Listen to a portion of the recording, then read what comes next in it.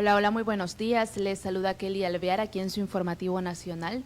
Hoy, viernes 19 de septiembre de 2025, estamos conectándonos a través de UNPG TV en Facebook para entregarles el resumen de la información a nivel local, nacional e internacional de los distintos medios de comunicación. Como siempre, de lunes a viernes a partir de las 10:30 nos conectamos con ustedes.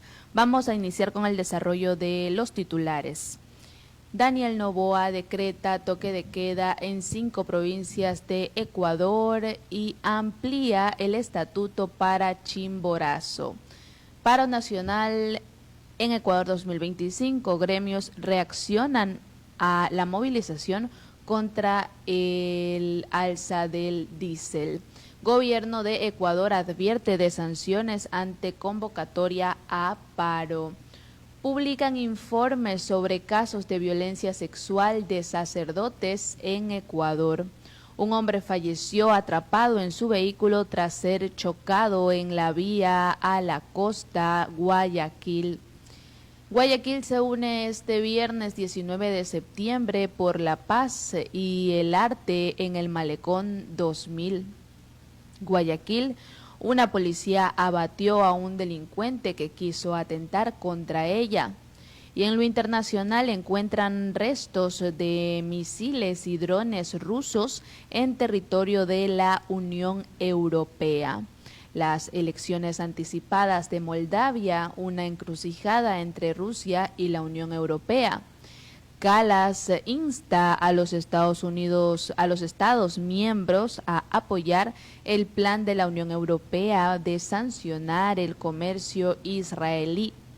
Estallan los enfrentamientos en las protestas de París contra Macron. Y finalmente buscan en el Chipre ocupado los restos de desaparecidos desde 1974. Estas son las noticias que estaremos desarrollando hoy en este informativo nacional, viernes 19 de septiembre de 2025. Agradecemos al licenciado Richard Sillán Bajaña, presidente de la UNP Guayas, por esta oportunidad de llegar a ustedes con la información a diario, y también agradecemos a los medios de comunicación digital que comparten y retransmiten este informativo nacional a través de sus plataformas y redes sociales. Ellos son Radio Guayasense TV, Radio Sensación Digital, Radio Discorama en Italia, Radio La Voz de Daule, Postdata TV, estopensamos.com y Gloria Visión TV. Muchas gracias por el apoyo diario a nuestro informativo nacional y todos los programas que se emiten a través de UNPG TV en Facebook. Vamos a comenzar ahora sí con el desarrollo de las noticias. Este 18 de septiembre de 2025, el presidente Daniel Noboa firmó un decreto ejecutivo en el que incluye a Chimborazo en el estado de excepción que estaba vigente desde el 16 de septiembre de 2025. Además, estableció toque de queda en Cotopaxi, Imbabura, Chimborazo, Bolívar y Carchi, donde no se podrá circular entre las 22 horas y las 5 horas. La decisión del mandatario ocurre a 5 días de la eliminación del subsidio al diésel y a horas del anuncio de paro nacional de la Confederación de Nacionalidades Indígenas del Ecuador, CONAIE, la FENOCIN y otras organizaciones sociales. De hecho, el sustento de la declaratoria de estado de excepción en Chimborazo se sustenta en publicaciones de prensa que informan sobre las acciones de la CONAIE comunicadas, y textualmente dicen que se evidencia la intención de aumentar las manifestaciones de violencia que se están presentando y de esta manera restringir el derecho al trabajo, a realizar actividades económicas y a la libertad de tránsito en contra de otros ciudadanos. Se lee en los argumentos del documento. Además, el presidente indica que las manifestaciones registradas desde el 13 de septiembre no han sido pacíficas, sino que han afectado derechos de otras personas al cerrar vías y suspender el servicio del transporte. Las personas que incumplan el toque de queda y circulen en el horario de restricción serán puestas a órdenes de las autoridades competentes. Están exceptuados del toque de queda los servicios de salud de la red pública y privada, la seguridad privada y fuerza pública, los servicios de atención de emergencias, servidores públicos de la presidencia y vicepresidencia, Ministerio de Gobierno del Interior, Defensa, SNAI, Asamblea Nacional y Cuerpo Diplomático. El decreto ejecutivo está vigente desde la suscripción del mismo, es decir, desde este 18 de septiembre. Seguimos con la información. Esta primera noticia la hemos recogido de ecuavisa.com y seguimos con el mismo medio de comunicación que por otra parte nos indica lo siguiente. La Cámara de Comercio de Guayaquil hizo un llamado a la prudencia a ejercer el derecho a la protesta sin perjudicar a la ciudadanía después de que la CONAIE convocara un paro indefinido por el alza del diésel. El país no puede ser reincidente en paralizaciones y manifestaciones violentas que ponen en riesgo a la población y causan millonarios daños y perjuicios, indicó textualmente el gremio comercial. Si bien la CONAIE anunció el inicio de un paro indefinido, indicó que las organizaciones que la integran definirán en sus territorios la fecha de inicio de la movilización. Las bases de Imbabura señalaron que comenzarán su movilización a partir de las 22 horas del domingo 21 de septiembre. El movimiento indígena y campesino de Cotopaxi, MIC, también iniciará su protesta ese día solicitando a la ciudadanía que se abastezcan de productos de primera necesidad. En respuesta a la convocatoria del paro, el presidente Daniel Noboa estableció toque de queda en Cotopaxi, Imbabura, Chimborazo, Bolívar y Carchi, donde no se podrá circular entre las 22 horas y las 5 horas de la mañana. Seguimos en esta misma línea y el gobierno del Ecuador advierte de sanciones ante convocatoria a paro. Según prensalatina.cu, en comunicado el Ejecutivo señaló que nadie está por encima de la ley y alertó que sancionará a quienes incurran en terrorismo, bloqueos ilegales de vías o violencia organizada en medio de la tensión social por el fin de la subvención. Ecuador es un estado indivisible. Ningún grupo, organización o territorio puede imponer su voluntad sobre el resto de la nación mediante la violencia, la intimidación o la paralización de servicios públicos, agregó textualmente el Ejecutivo. En ese contexto, el presidente Daniel Noboa amplió el estado de excepción e impuso toque de queda en varias provincias para garantizar la seguridad ciudadana y el orden público. El texto oficial también reivindicó la propuesta presidencial de convocar a una asamblea constituyente, aunque grupos sociales consideran que este proceso no resolverá los problemas del país. La advertencia llega luego de que la Confederación de Nacionalidades Indígenas del Ecuador, CONAIE, convoque este jueves a un paro nacional inmediato e indefinido en rechazo a la eliminación del subsidio al diésel, una medida que aseguran elevará el costo de la vida.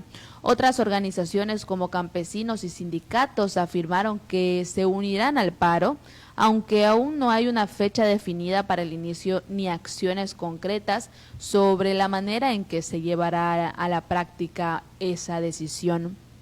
Los indígenas y campesinos de Ecuador fueron los protagonistas de las históricas movilizaciones ocurridas en 2019 y 2022 contra políticas neoliberales de los entonces presidentes Lenín Moreno y Guillermo Lasso. Los anuncios de movilizaciones reflejan el descontento en la población frente a la medida gubernamental que el Ejecutivo justifica como un ahorro de 1.100 millones de dólares y parte de un programa de compensaciones temporales para transportistas y agricultores. En el marco de las inconformidades de los transportistas que bloquearon algunas vías entre lunes y miércoles de esta semana, el gobierno aumentó los valores de las compensaciones para ellos, que serán entre 400 y $1,800. Estaremos pendientes de esta información aquí en el Informativo Nacional. Y vamos a continuar ahora sí con otro tema. El Mercurio.com.es nos indica que publican un informe sobre casos de violencia sexual de sacerdotes en Ecuador. La coalición de lucha contra la violencia sexual en espacios de fe, COPS-FE, y el colectivo Solidaridad en Misión presentaron el informe Violencia Sexual Clerical en Ecuador, cartografía de la impunidad. Se trata de una investigación cualitativa sobre delitos sexuales en el ámbito eclesiástico en el país, elaborada por un equipo multidisciplinario de COPS-FE y periodistas independientes. Por razones de seguridad y protección, los nombres de quienes participaron en el informe fueron omitidos. Este trabajo colectivo se inscribe en la defensa de los derechos humanos y en la lucha contra la impunidad. El documento recoge la historia de Ricardo, quien guardó las cartas de respuesta que varios sacerdotes y obispos le enviaron cuando denunció al sacerdote Franklin C. por abuso. La familia de Ricardo, quien murió por un aparente suicidio el 5 de marzo de 2024, compareció en la Asamblea Nacional y denunció el silencio de la Iglesia Católica frente al abuso. El religioso fue removido y enfrenta un proceso judicial. El informe también incluye el caso de Jimmy M., investigado por una presunta violación en una parroquia de la Arquidiócesis de Quito, así como denuncias de abusos, silencios y omisiones en el Vicariato Apostólico de Galápagos. Constan además la carta de Juan Daniel, un ex monaguillo que entregó al arzobispo antes de quitarse la vida, y la denuncia contra un sacerdote en Huaquillas por besar en la boca a un niño de 7 años. El texto documenta también casos de acoso sexual a menores en instituciones educativas administradas por la Iglesia, así como el del Monseñor Emilio Lorenzo Stele, obispo de Santo Domingo de los Áchilas. Otros episodios consignados son por qué Miguel recibió la dimisión del estado clerical y ya no puede oficiar misas. El padre de un sacerdote violó a una niña en una parroquia en Turubamba.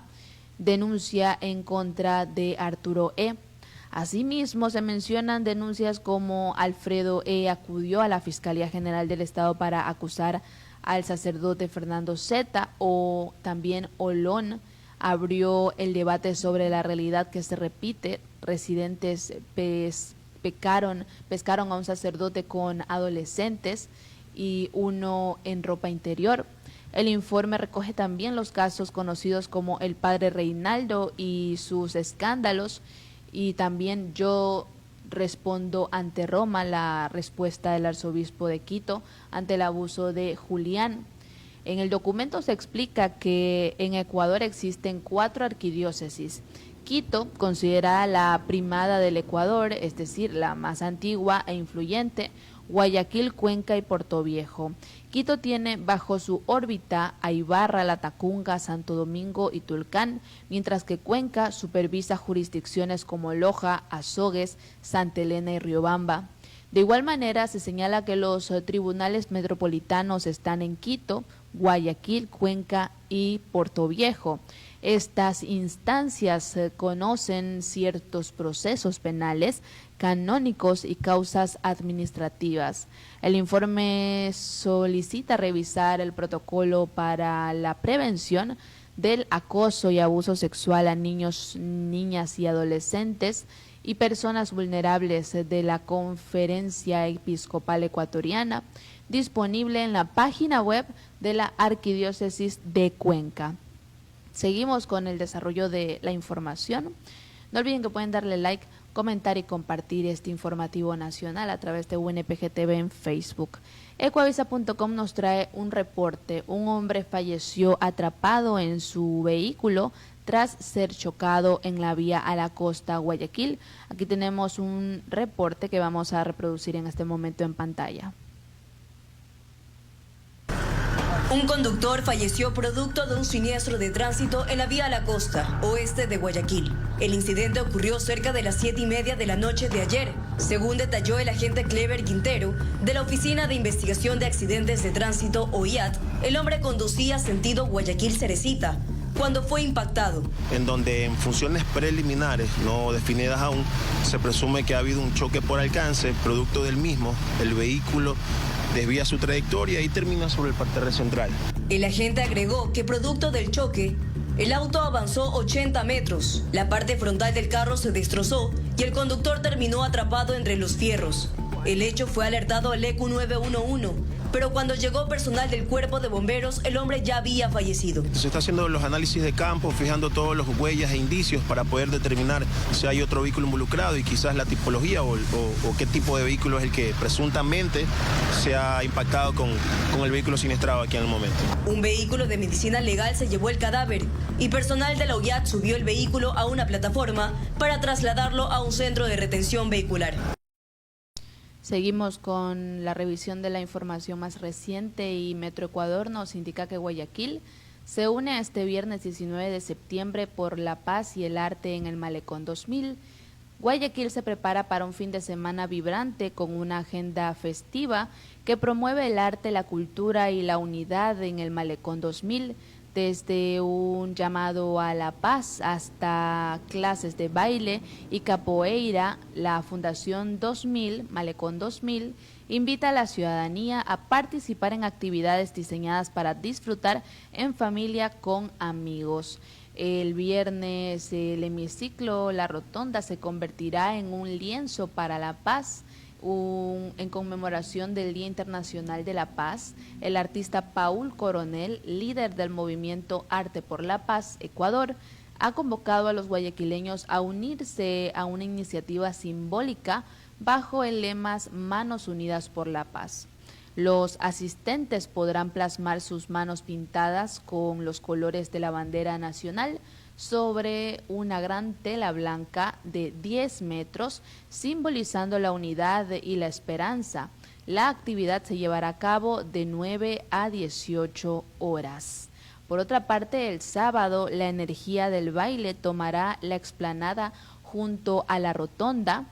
El Centro Turístico Artístico Yesenia Mendoza, con el apoyo de la Fundación Malecón 2000, ofrecerá una masterclass gratuita de danza POMS. Este estilo, conocido por su combinación de movimientos de ballet, jazz y hip hop, será enseñado por las campeonas mundiales Jennifer García y Fabiola Vélez, quienes obtuvieron el podio en los Juegos de Chengdu, China. La clase, abierta a toda la comunidad de danza de la ciudad, se realizará de 17 horas a 19 horas. Y el domingo el espíritu festivo se extenderá por las calles del centro de Guayaquil. La ruta centro ofrece 2 actividades imperdibles. La primera es capoeira al aire libre de 10 horas a 11 horas en la avenida 9 de octubre. El grupo Candeias impartirá una clase gratuita de capoeira, fusionando arte marcial, danza y música en una demostración de fuerza y ritmo. Por otra parte, música en la calle Panamá. Por la tarde, de 14 horas a 17 horas, la calle Panamá se llenará de melodías con la presentación de bandas en vivo, ofreciendo un ambiente ideal para pasear y disfrutar de la música al aire libre. Bien, ya saben, son las actividades que se realizarán este fin de semana aquí en el centro de Guayaquil. Son todos bienvenidos. Vamos a continuar con las noticias y por otra parte, una servidora policial abatió a un delincuente quien quiso atentar contra su vida en el centro de Guayaquil el miércoles 17 de septiembre. El enfrentamiento se produjo en el distrito 9 de octubre mediante el uso legítimo de la fuerza, pues el criminal, junto a un cómplice, intentó emplear un arma de fuego en contra de la agente.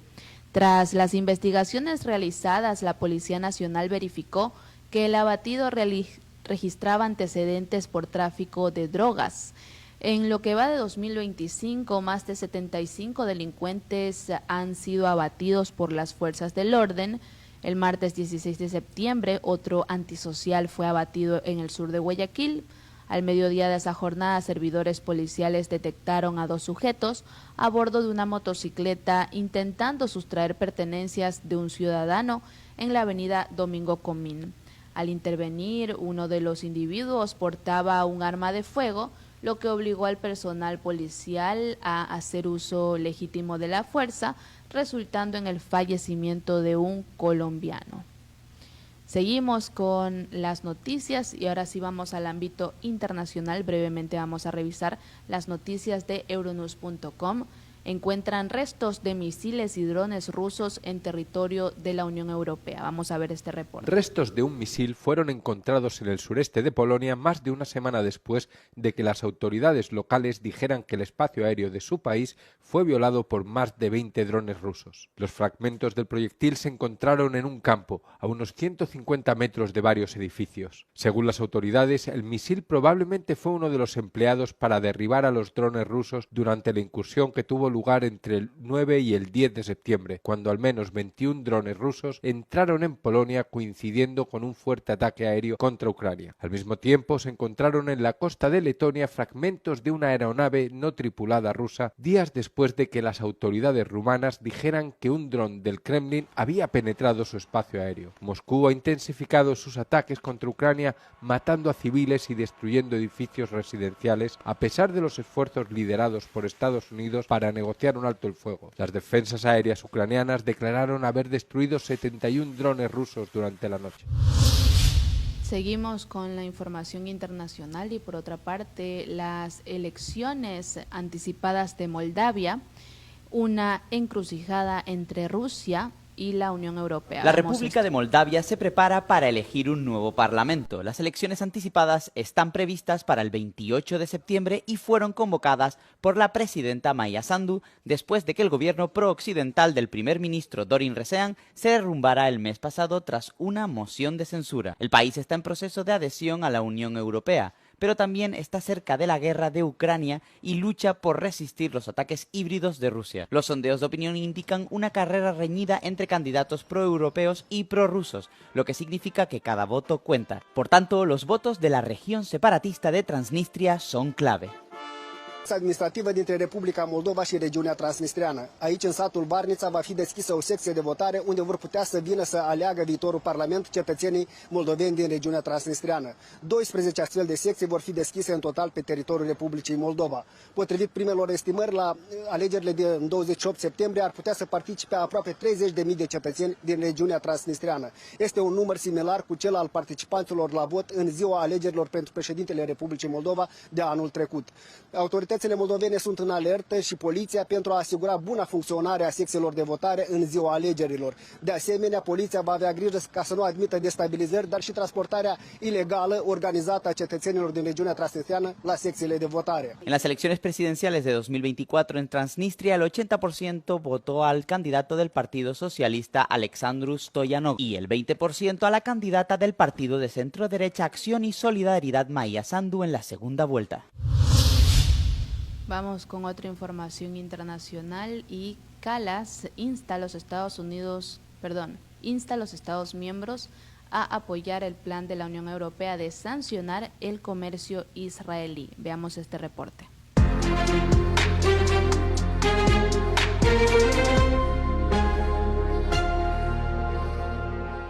My guest this week on the Europe Conversation is EU Foreign Policy Chief Kaja Kallas. I talked to her about the unprecedented step by the European Commission to propose sanctioning trade with Israel over its war in Gaza. She tells me how she's calling on Germany and Italy and other EU member states to support the measure. EU Foreign Policy Chief Kaja Kallas, thank you very much for joining us on the Europe Conversation. Thank you for having me. Now, we have this unprecedented announcement by the European Commission to suspend trade provisions within the EU-Israel Association Agreement. I mean, can you tell us a little bit more of the details on this? Because, of course, it is unprecedented, but the other question is, will it pass amongst the member states? Well, that is always the question. Remember, in July, I gave the options to European Council, also the foreign ministers, what are the tools to really pressure Israeli government to change course. Because if everybody agrees on the diagnosis, then the question to us is, what do we do about this? And then now the proposals are on the table. One of them is suspension of the trade part of the association agreement. We have a trade of 42.6 billion euros with Israel in 2024.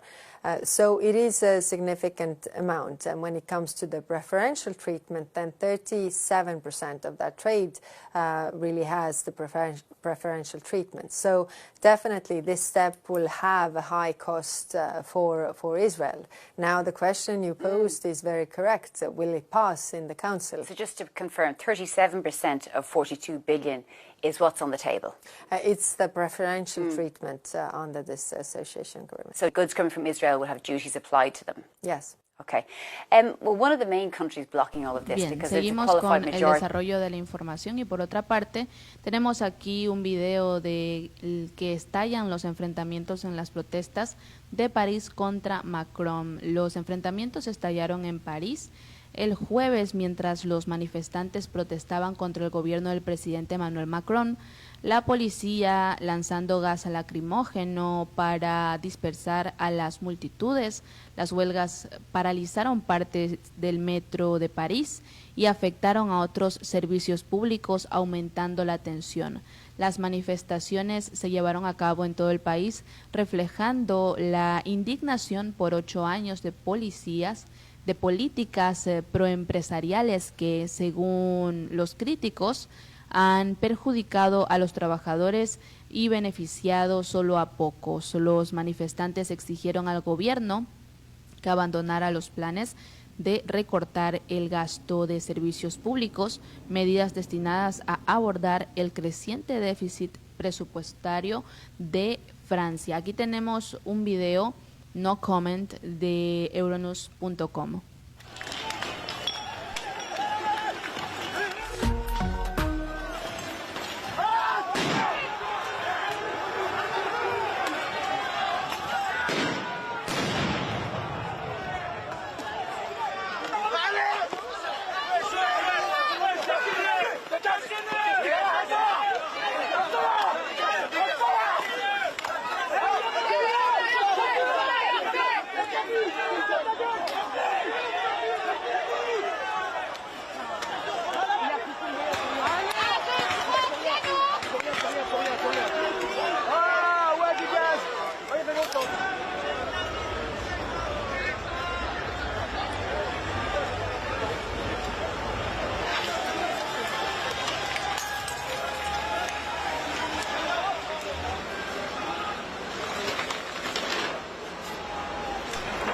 Bien, esa es la situación que se está viviendo en Francia en estos momentos y finalmente buscan en el Chipre ocupado los restos de desaparecidos desde 1974. Con eso finalizamos este informativo nacional.